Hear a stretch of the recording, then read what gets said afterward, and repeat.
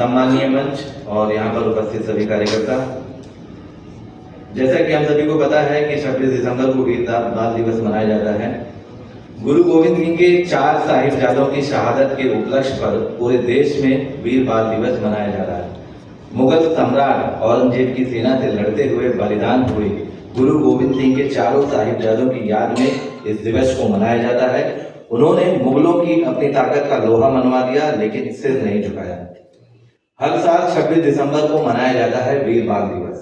बता दें कि केंद्र सरकार ने हर साल 26 दिसंबर को माता गुजरी और 4 साहिबजादों की शहादत की याद में वीर बाल दिवस मनाने की घोषणा की थी।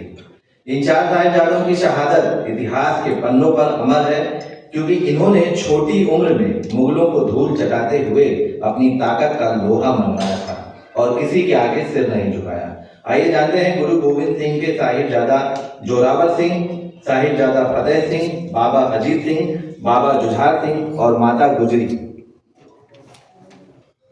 का शहादत का इतिहास, जिनके बलिदान को याद करने के लिए वीर बाल दिवस मनाया जाएगा।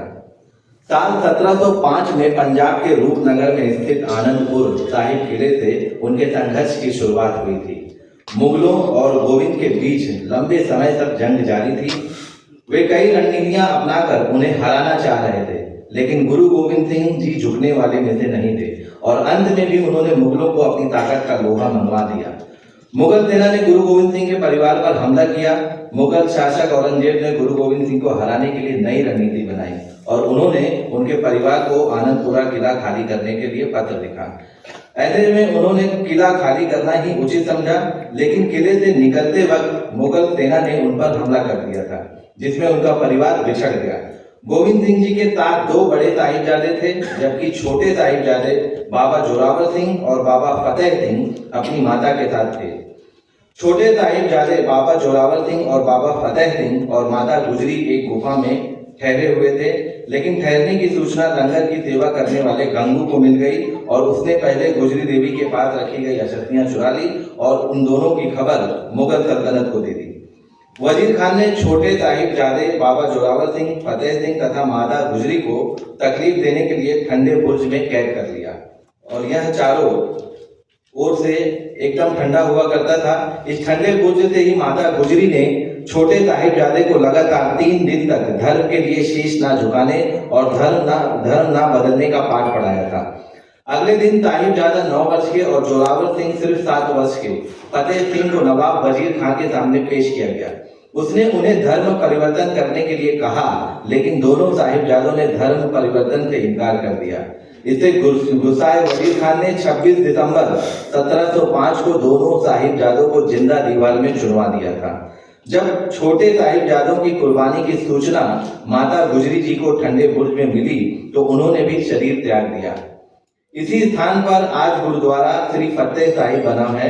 इसमें बना ठंडा बुर्ज सिख इतिहास की पाठशाला का वह सुनहरा पन्ना है, जहां साहिबजादों ने धर्म की रक्षा के लिए शहादत दी थी।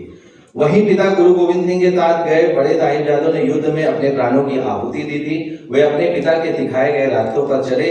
गुरु गोविंद सिंह ने अपने 2 पुत्रों को स्वयं आशीर्वाद देकर चमकौर के जंग में भेजा था। चमकौर की जंग में 40 सिखों ने हजारों की मुगल फौज से लड़ते हुए शहादत प्राप्त की थी।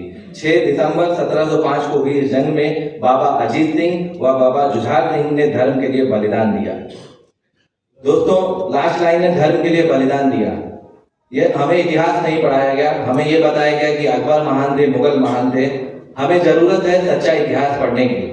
मुझे भी इससे पहले वीर बाल दिवस के बारे में ज्यादा जानकारी नहीं थी। मैं धन्यवाद देता हूँ मोदी सरकार को कि उनके शहादत को याद करते हुए हर वर्ष 26 दिसंबर को वीर बाल दिवस के रूप में मनाया जाए, ऐसी संकल्पना ली है। और हम सभी को जरूरत है कि हमें भी ऐसे देशभक्तों की शहादत को याद करके कुछ सीखने और कुछ करने की संकल्पना लेनी चाहिए।